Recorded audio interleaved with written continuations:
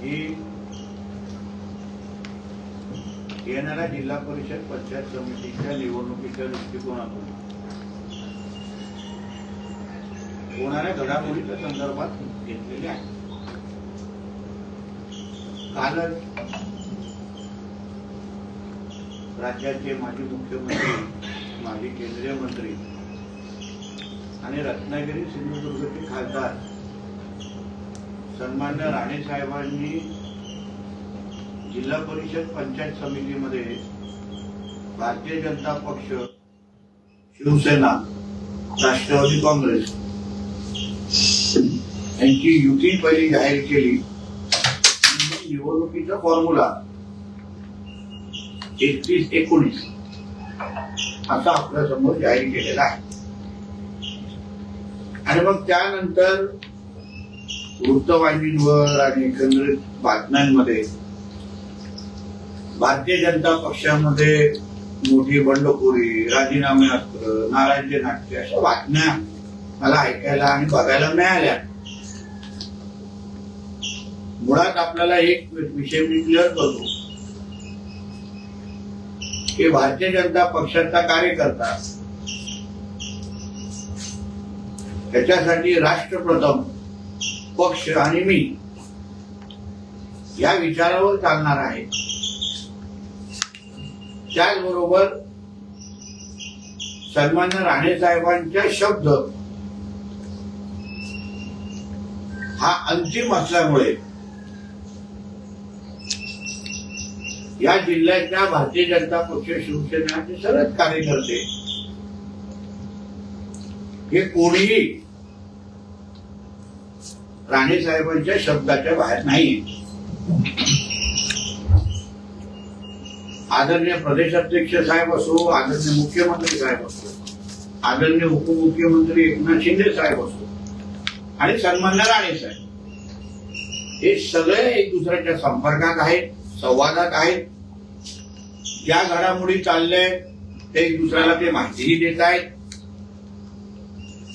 आणि म्हणून अशा पद्धतीच्या कुठल्याही बातम्या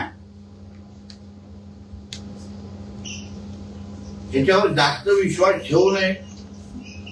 किंवा मी माझ्या पत्रकार मित्रांना पण सांगेन, थोडी महायुती झालेली आहे आमच्या जिल्ह्यात आणि म्हणून थोडी कुरबुरी होणार, थोडे नाराज होणार लोक, ते अपेक्षित असतं. कारण का 3 पक्ष आहेत आणि 50 सीट आणि 100 सीटच आहे. आणि आमच्याकडे इच्छुकांचा भाऊगर्दी खूप आहे. प्रत्येक एका सीटवर किमान 8-8, 10 इच्छुक आहेत. आमचं काय उभाटा आणि महाविकास आघाडी सारखी परिस्थिती नाही की शोधून आणायला लागतायत, दुसऱ्या गावातले इम्पोर्ट करायला लागतायत, अशी आमची परिस्थिती नाहीये. आमच्या संघटना भक्कम आहेत, कार्यकर्त्यांचा आमच्यावर विश्वास आहे. जिल्हा परिषद पंचायत समितीच्या निवडणुकीमध्ये उद्या महायुतीचीच सत्ता येणार आहे. हे काळ्या दगडावरची भगवी रेघ असल्यामुळे अशा पद्धतीचे कुठे ना कुठेतरी कोणाची मन दुखवणं, कोण नाराज होणं हे अपेक्षित आहे. आणि म्हणून कालपासून मी स्वतः, आमचे जिल्हाध्यक्ष प्रभाकर सावंत साहेब असतील, जिल्हा प्रमुख दत्ता सावंत साहेब असतील, तिथे दीपक केसरकर साहेब असतील, तिथे निलेश राणे साहेब असतील, आम्ही सगळे कार्यकर्त्यांच्या संपर्कात आहोत, इच्छुकांच्या संपर्कात आहोत. मला विश्वास आहे येणाऱ्या काही दिवसामध्ये प्रत्येकाला समाधान करण्याची पूर्ण तयारी आणि क्षमता आणि ताकद ही महायुतीमध्ये आहे. आम्ही सत्ताधारी आहोत. राज्यात आणि केंद्रात ही महायुतीची सत्ता आहे, एनडीएची सत्ता आहे. सत्तेतली सगळी पदं म्हणजे इथे झेडपी आणि पंचायत समितीची तिकीट सोडल्यानंतर आमच्याकडे समित्या आहेत, जिल्हा नियोजन आहे, डोंगरे विकास, डोंगरीची समिती आहे, असंख्य समित्या आहेत जिथे कार्यकर्त्यांना संधी मिळू शकते. त्याचबरोबर स्वीकृत पदांची पण संधी ह्यावेळी आहे. 5 स्वीकृत सदस्य जिल्हा परिषद मध्ये जाऊ शकतात आणि पंचायत समितीमध्ये जाऊ शकतात. म्हणजे कोणीही वंचित राहणार नाही, कोणीही वंचित राहणार नाही. एका मतदारसंघामध्ये अगर 2 कार्यकर्ते असतील आणि एकाचं नाव निवडलं तर दुसऱ्याला ताकद कशी द्यायची, नावापुढे पद कसं लावायचं याची पूर्ण तयारी आमच्याकडे आहे. पालकमंत्री म्हणून सगळे अधिकार माझ्याकडे आहे. निधी पाहिजे तेवढी ती देऊ शकतो. म्हणून अशी कुठलीही नाराजगी म्हणून तुम्ही पण पत्रकार मित्रांना पण सांगेल, थोडं जरा घाईत कुठल्या बातमी देण्यापेक्षा थोडं आम्हाला हे वेळ द्या. आम्ही पण आमच्या पद्धतीने कार्यकर्त्यांशी बोलतोय. आमच्या ह्या जिल्ह्यामध्ये कुठलीच किंतु परंतु नाही, कोणामध्येही नाराजगी नाही. कोणी थोडं इकडे दुखावलं असेल, भावनेच्या भरामध्ये राजीनामा दिला असतील तर जिल्हा अध्यक्ष मी सगळेजण संपर्कात आहोत. राणे साहेब माहिती घेत आहेत, प्रदेश अध्यक्ष साहेब माहिती घेत आहेत. सगळे आम्ही एक दुसऱ्याच्या कोऑर्डिनेशन मध्ये असल्यामुळे नाराजगीचा विषय राहत नाही. आणि म्हणून येणाऱ्या निवडणुका ही महायुती म्हणून आम्ही एकतर्फी जिंकू अशी परिस्थिती सिंधुदुर्ग जिल्ह्यामध्ये आहे आणि हा विश्वास मी करतो. साहेब, काल उरुस मंडळ अध्यक्ष आनंद भाई सावंत यांनी राजीनामा दिला. त्यांनी राजीनामा देताना माझा कोणताही राग नाही, काम करू शकत असं सांगितलं. 43 बूथ अध्यक्षांचं तुमच्या पदाधिकाऱ्यांनी राजीनामा पक्षाकडे पाठवलेला आहे. मी तेच तुम्हाला बोलतो. त्यांनी थोडं एवढे 3 पक्ष आता 50 सीट आहेत. आता उदाहरण जेव्हा आम्ही नगरपालिका स्वबळावर लढलो तेव्हा कोणाची नाराजगी आली का, ती परिस्थिती वेगळी असते. महायुती जेव्हा होते तेव्हा नाराजगी होते. तर एका सीटवर आता कुडाल मालवणच्या सीटवर आपण स्थानिक आमदार निलेश राणेजी आहेत, तिथे आम्हाला प्रदेशवरून सांगितलेले थोडं जुक्त माप द्या. दीपक केसरकरजींना आम्हाला सांभाळण्याचा विषय. इथे माझ्या इकडे फक्त 2च सीट शिवसेना लढवत आहे. म्हणून अशा सगळ्या गोष्टी होत असताना थोडं इथे त्याला आपण 19 किंवा 20 म्हणतो ते होणार. भाई सावंत एक निष्ठावान कार्यकर्ता आहे, कडवट कार्यकर्ता आहे. म्हणून त्याच्याशी संपर्क साधून त्याला प्रवाहामध्ये आणून त्यालाही सन्मानपूर्वक त्याला मागे ताकद देण्याची जबाबदारी आमची आहे.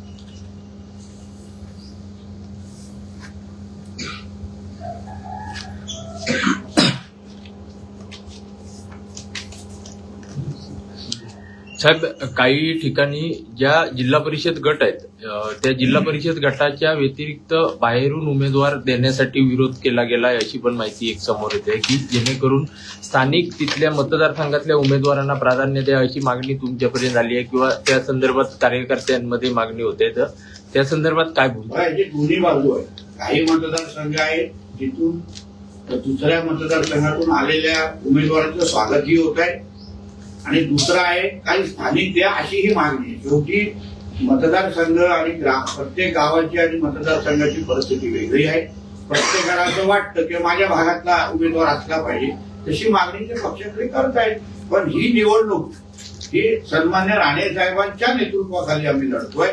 गेली 25 वर्ष जिल्हा परिषद ही राणे साहेबांच्या नेतृत्वात काम करते आणि म्हणून मला विश्वास आहे राणे साहेब जेव्हा निर्णय घेतील प्रत्येकाला तो मान्य असेल.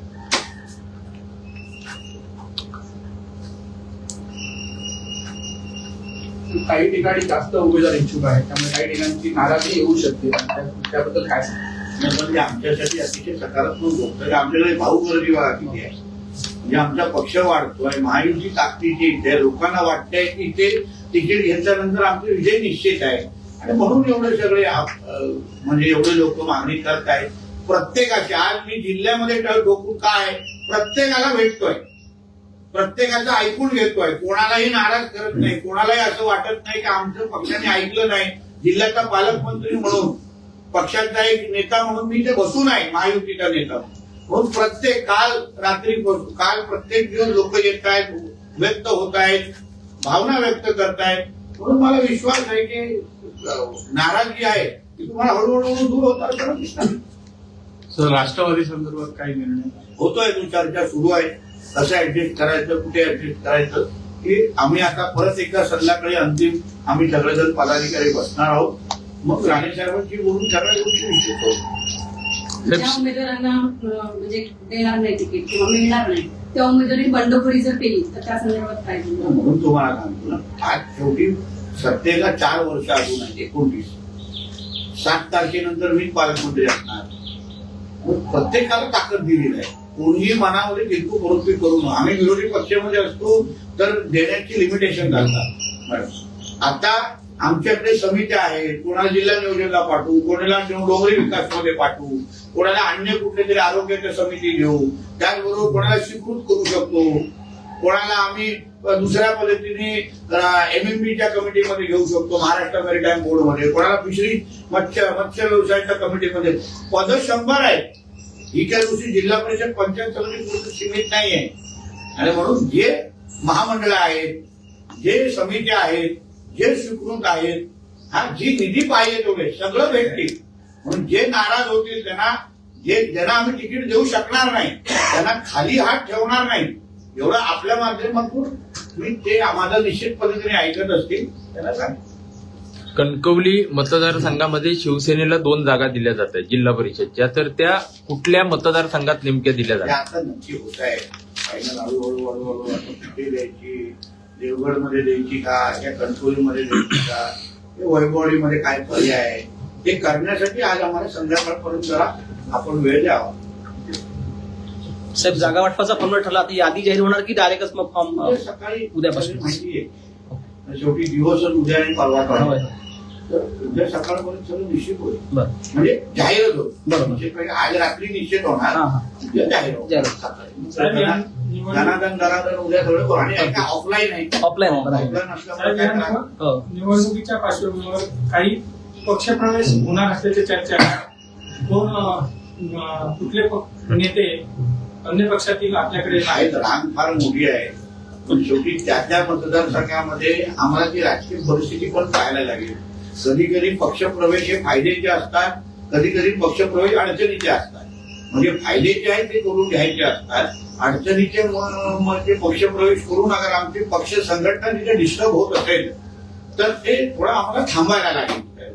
मग ते सगळे निर्णय आम्ही येणाऱ्या काळात घेतो. साहेब, मुंबईच्या महापौर पदावरून उद्धव ठाकरे आणि फडणवीस यांची चर्चा समजत आहे आणि ठाकरे पाठीशी राहायला समजत. मला पुरावा तुम्ही द्या. हे चर्चेवर, प्रश्नचिन्हांवर आमच्या फडणवीस साहेबांच्या संदर्भात अशा पद्धतीचे कुठलेही बातम्या नको. ते डॅव्होसला गेलेले आहेत, महाराष्ट्राला गुंतवणूक आणण्यासाठी गेलेले आहेत, महाराष्ट्रासाठी रोजगार आणण्यासाठी गेलेले आहेत. आणि म्हणून प्रश्नचिन्हाच्या बातम्यांवर प्रतिक्रिया देऊ नये असं आमच्या वरिष्ठांनी आमच्यासारख्या कार्यकर्त्यांना शिकवलेलं आहे. आमच्यासाठी सगळे पर्याय खुले आहेत असं म्हणत संजय राऊत म्हणतात. उभाटाचे न म्हणजे त्याच्याकडे पर्याय खुले आहेत की पर्याय उरले नाहीये. उभाटाचे नव्हे, काँग्रेसचे नव्हे, तर भाजप आणि शिंदे शिवसेनेच्याच नगरसेवक फुटतील असं वाटतं. असं आहे ना की संजय राजाराम राऊतकडे आणि त्याच्या नेते मंडळीकडे, त्याच्या मालकाकडे आता काय पर्याय राहिला आहे? नाक घासून येण्यापेक्षा त्यांना नाकच घासायला लागणार. पाठीतला कणा राहिलाय का उद्धव ठाकरेचा? म्हणून ज्या स्वाभिमानाने तुम्ही लढला, आज तुमची भाषा बघितल्यानंतर तुमच्या पाठीतला कणा हा पूर्ण 100% मोडलेला आहे. हाच आम्हाला दिसतोय. आणि आमची महायुती भक्कम आहे. महायुतीप्रमाणे आम्ही राज्यामध्ये काम करतोय. आणि म्हणून थोडी चर्चा चालू आहे, निश्चित चर्चा चालू आहे. पुणे महापौर, कुठली स्टँडिंग, या सगळं वरिष्ठ पातळीवर सगळी चर्चा सुरू आहे. त्याच्यामध्ये उगाच नाक खुपसण्याचं काम तसंही या संजय राजाराम राऊत आणि त्याच्या मालकाची सवयच आहे दुसऱ्यांच्या बारशामध्ये जाऊन मिठाई खाण्याची. नवीन काय नाही. साहेब, भाजपचा महापौर नको म्हणून शिंदेचे प्रयत्न सुरू आहेत असा आरोप दावा संजय राऊत यांनी केला. असं तर मला तर दिसत नाही. असं काही शिंदे साहेबांनी स्वतः बोललेलं असं मला दिसत नाही. असं मला बिलकुल दिसत नाही. संजय राजाराम राऊतनी आणि त्याच्या मालकाने म्हणजे स्वतःचे नगरसेवक सांभाळावे, स्वतःच्या बुडाखाली लागलेली आग सांभाळावी किंवा भिजवावी आणि मग आमच्या घरामध्ये बघावं ना. शिंदे साहेबांना काय हवं असेल ते फडणवीस साहेबांशी बोलतील आणि फडणवीस साहेबांना काय करायचं शिंदे साहेबांशी बोलतील. त्याच्यामध्ये हे कशाला पाहिजे मध्ये? तुमचे जे आलेत ते मला सांभाळा. ते तुमच्या संपर्कात राहतील का? त्यांना उद्धव ठाकरेंबरोबर स्वतःचं भविष्य दिसतंय का? हे येणाऱ्या काळात दिसेल. कुणालाही मुंबईत महापौर बसवणं तसं शक्य नाही. वा? कुणालाही मुंबईत महापौर बसवणं तसं सहज शक्य नाही असं संजय राऊत म्हणत त्यांनी पुढे असं म्हटलंय की मुंबईत कुणाला बसवायचं हे दिल्लीत ठरतं. जे राज्य भांडून तू थेट दिल्लीची भाषा करू नकोस. महायुती आमची भक्कम आहे. मुंबईचा महापौर हा हिंदूत बसणार, मराठीत बसणार आणि तो महायुतीचाच बसणार. हे शिक्कामोर्तब आहे. म्हणून तुम्ही कितीही नाचलात, कितीही तुम्ही तोंडातून वाघ काढले आणि तरी तुम्हाला काय मिठाई खायला मिळणार नाही, पेढे वाटायला काय मिळणार नाही. साहेब, ठाकरे सेनेच्या काही पदाधिकाऱ्यांचे राजीनामे काही दिवसांमध्ये येण्याची शक्यता आहे, त्या संदर्भात चर्चा चालू आहे. तर अशी पण त्या संदर्भात एक चर्चा समोर येते की राणेंकडून सूचना आल्यानंतर हे राजीनामे दिले जाण्याची शक्यता चर्चा राजकारणात चालू आहे. जिल्ह्याचा रिमोट कंट्रोल हे राणेंकडे आहे. आम्ही ठरवायचं की टाटा स्कायवर कुठला चॅनल बघायचं, आणि कोणाचा लाईव्ह झिंगाला करायचा आम्ही ठरवायचं. म्हणून ज्या राणे संपले असे बोलणारे उभाटा, असे बोलणारे ठाकरे सेना आज आमच्या शब्दांवर राजीनामा त्यांचा स्वतःचा पक्षाचे देत असतील तर नेमकं संपलं कोण? आणि कोणाला राणेंच्या ताकदीशिवाय आज साधा नगराध्यक्ष उपनगराध्यक्ष पण बसवायला जमत नाही. आणि म्हणून राणेंना संपवणारे आज स्वतः मातीमोल झालेले आहे. एवढीच आहे, हे सिद्ध होत आहे. राणेंचा कंट्रोल बघावं तुम्ही.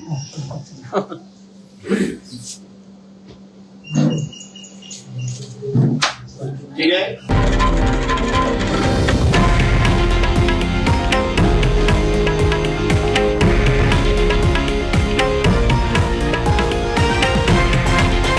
हे आहे देशातील नंबर 1 न्यूज नेटवर्क आणि आपण पाहत आहात TV9 मराठी, एकमेव.